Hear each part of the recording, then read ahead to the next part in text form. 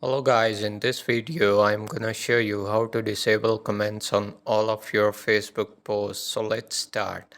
First of all, you have to log into your Facebook account and then go to menu option on the top right corner and then scroll down and select settings.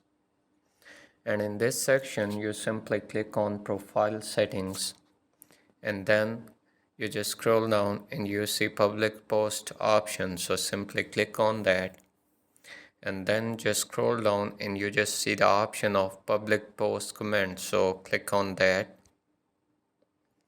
So here you just choose friends and now you will be able to disable comments on all of your Facebook posts. So I hope you guys enjoy this video. If you like the video, do like, share and subscribe our channel.